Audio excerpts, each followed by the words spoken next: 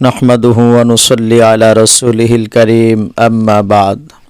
প্রিয় মুসলিম উম্মাহ ভাই এবং বোন, কাছে এবং দূরে, পবিত্র মাহে রমাদান আল মুবারক ও ঈদ উদযাপন করার পরে আমাদের জীবন কেমন হওয়া চাই, আমাদের আমল আখলাক কেমন হওয়া চাই। রমাদান আল মুবারক শুধু একটি মাস না, রমজান হলো একটি ট্রেনিং ক্যাম্প। যেমন একজন সৈনিক যুদ্ধের আগে ট্রেনিং নেয়, যেমন একজন খেলোয়াড় ম্যাচের আগে প্র্যাকটিস করে, ঠিক তেমনি রমাদানুল মুবারক হলো জান্নাত পাওয়ার জন্য আল্লাহর বান্দাদের ট্রেনিংয়ের মাস। রোজা আমাদের কি ট্রেনিং দেয়? ক্ষুধা সহ্য করার ট্রেনিং, নফস দমন করার ট্রেনিং, গুনাহ থেকে দূরে থাকার ট্রেনিং। হাদিস শরীফে এসেছে, রাসূলুল্লাহ সাল্লাল্লাহু আলাইহি ওয়াসাল্লাম বলেন, যেই ব্যক্তি রোজা রেখে মিথ্যা কথা ও খারাপ কাজ তার পরিত্যাগ করল না, আল্লাহ তার পানাহার ত্যাগ করার কোনো প্রয়োজন নেই।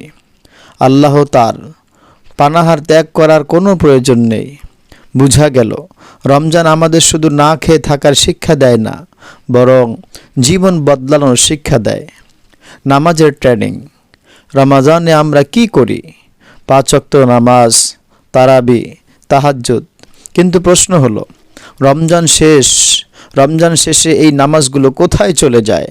যদি রমজান শেষ হওয়ার সাথে সাথে নামাজ শেষ হয়ে যায়, তাহলে বুঝতে হবে আমরা ট্রেনিং নিয়েছি কিন্তু বাস্তব প্রয়োগ করিনি। কুরআনের সাথে সম্পর্ক। রমাদানুল মুবারকে আমরা কুরআন খতম করি, তাসবিহ তেলাওয়াত করি এবং অনেক জিকিরে মশগুল থাকি, দুরূদ এবং ইস্তেগফার কান্নাকাটি করি। কিন্তু রমজান শেষে কুরআন তাকেই রেখে দেই, জিকিরকে ভুলে যাই, দুরূদের আমলকে ভুলে যাই এবং নিজের গুনাহের কারণে, অন্যায় অপরাধের কারণে ইস্তেগফারকে আমরা ভুলে যাই। তাহলে এই ট্রেনিংয়ের ফল কোথায়?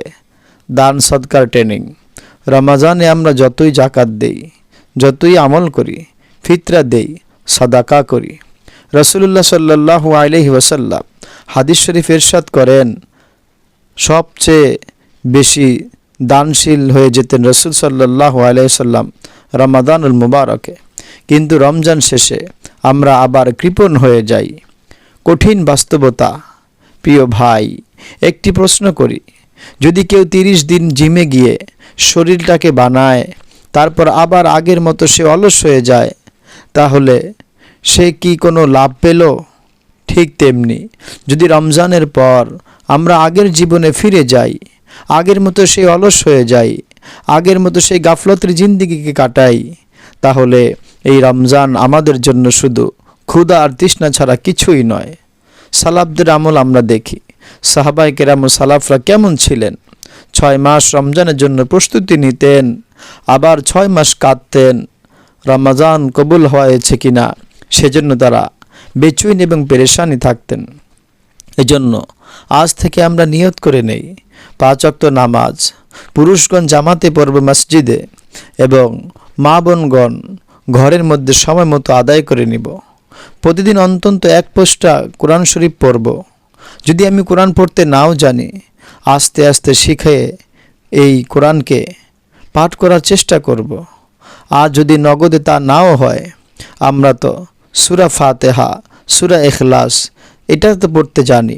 রাসূলুল্লাহ সাল্লাল্লাহু আলাইহি ওয়াসাল্লাম ইরশাদ করেন, আমার উম্মতের নারী এবং পুরুষ যারাই কুল হুয়াল্লাহু আহাদ এই সূরাটি 3 বার পাঠ করবে, মহান আল্লাহ তাআলা তার আমল নামায় একটি খতম কোরআন শরীফের সওয়াব দিয়ে দিবেন। সুবহানাল্লাহ। গুনাহ ছাড়ব, গুনার প্রতি ঘৃণা সৃষ্টি করব এবং নেক কাজে আগ্রহ পয়দা করব।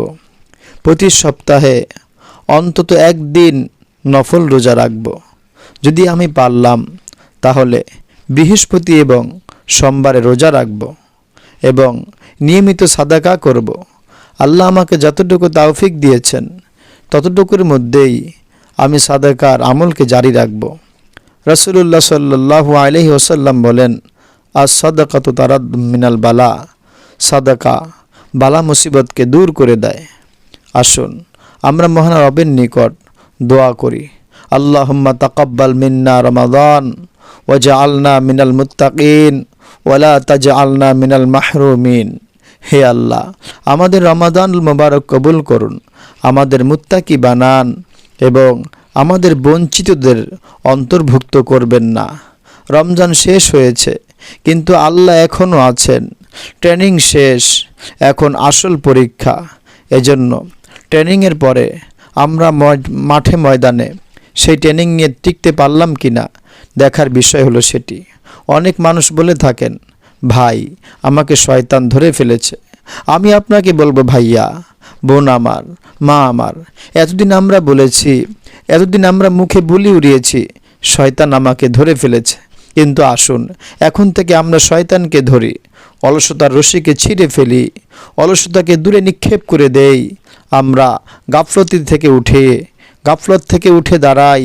কবর আমার সম্মুখে, মৃত্যু আমার নিকটে, এই ধ্যান, এই খেয়াল আমি করি। গুনাহ থেকে বেঁচে থাকি, নেক কাজ বেশি বেশি করি। মহান আল্লাহ তাআলা আমাদের সবাইকে এই কথাগুলো বুঝে